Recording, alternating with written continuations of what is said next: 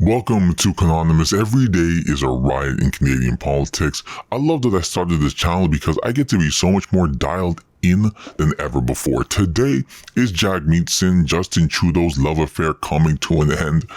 Maybe. Probably not though. But Jagmeet is threatening that it might be the end of their coalition if Trudy doesn't bend the knee to his demands. We are ready to work day and night through the weekend for the next couple of weeks to make sure that this happens. But I want to put it to Justin Trudeau and the Liberals that we're getting very close to a final offer on the table. And if they do not come through with their commitment, if they break their promise by March 1st, there will be consequences. We are fighting for people, not for pharmaceutical companies. Straight from the horse's mouth, Trudeau has till March 1st to seal the new deal on pharmacare offered by the NDP, as this is the second deadline. And they have no deal yet. Now, I want to see this deal not happen so we can hopefully see a snap election take place. That'd be great, because according to the polls, the Libs don't stand a chance as things are right now. That all being said though, I don't see a snap election coming, unfortunately. I'll hold out for it, but it looks like when we're so close to our normal traditional election year anyways, why bother? Now, the Conservatives might want to, as they're already leading and they can start their rule early, but people might say with two elections, back to back, so close together, that, this is all just a big waste of taxpayer money, which I definitely agree with, to be honest with you. So first, what is pharmacare though? So according to what I could find online, pharmacare is to be provided comprehensive drug coverage to those with insufficient or no coverage at all, ensuring universal coverage for all Canadians.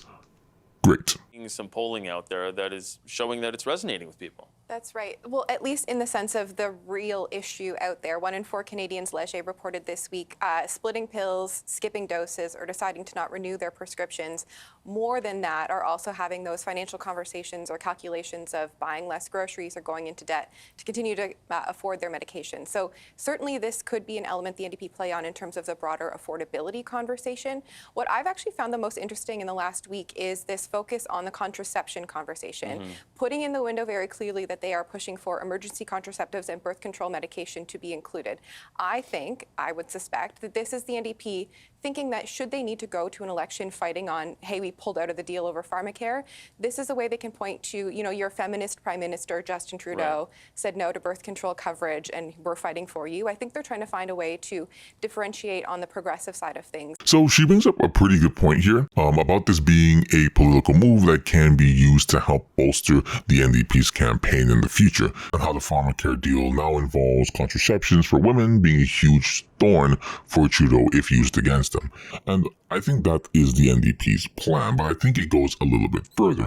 Truly, I don't think they even want a deal. Just something that will look like a deal, or, like they've done something at all. Something along the lines of legislation that will come into a bill sometime later this year or next year or never, be voted down by the Conservatives, and then both Libs and the NDP can use that as mud to sling at the opposition for next year's election, or, any quick and easy House of Parliament attack. Now, say it passes, even if it passes or not, I don't even think that would matter though. Great, passes, fine, they win that, but it's still something that they can use to attack Pierre with while pulling the female demo to their side. Say what you will, but it is Jagmeet playing the game the best way he knows, by being a little ਸਤਿ ਸ਼੍ਰੀ ਅਕਾਲ ਜੀ Justin Trudeau ਦੇ 8 ਸਾਲ ਬਾਅਦ violent crime Canada ਦੇ ਵਿੱਚ ਬਹੁਤ ਜ਼ਿਆਦਾ ਵੱਧ ਗਿਆ ਇਹਨਾਂ ਦੇ ਸੌਫਟ ਔਨ ਕ੍ਰਾਈਮ ਪਾਲਿਸੀਜ਼ ਦੇ ਨਾਲ ਇਹਨਾਂ ਨੇ ਜਿਹੜੀ ਬੇਲ ਲੈਣੀ ਸੌਖੀ ਕਰਤੀ after 8 years of Justin Trudeau's soft on crime catch and release policies, violent crime has skyrocketed in Canada. So this is another story I just want to touch on quickly, taking place in Surrey, BC. It's the Conservatives in BC addressing the community given all the recent violent activities and threats levied against the Brown community or the Indian community. Everything else is fine. My only issue is the use of Punjab, I think, or any other language when addressing Canadians. It's English and c'est français, and that should be it. Not to downplay, demonize any other language when it comes to official government messaging, it should just be those two though. I don't think I'm saying too much on that. We should be sending a message of this is Canada. Striving to understand one of these two languages should be priority. And most Indians, to my understanding, at least the ones I've met, do understand English pretty easily, so I don't even see the need to necessarily do it this way.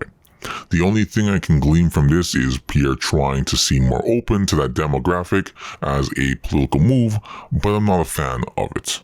Is it the biggest deal in the world? No, of course not. But I would say it's still concerning.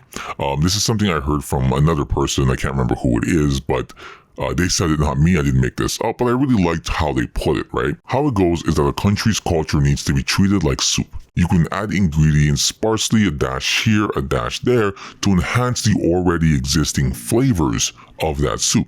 But if you add an overwhelming amount of one specific ingredient, it overpowers the current flavor of the soup and changes the soup's taste entirely.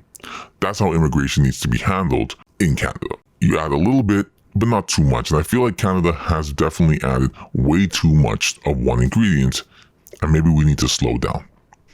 Anyways, that all being said, let me know what you think about these two stories that I just played. Like, comment, subscribe, and come back for more.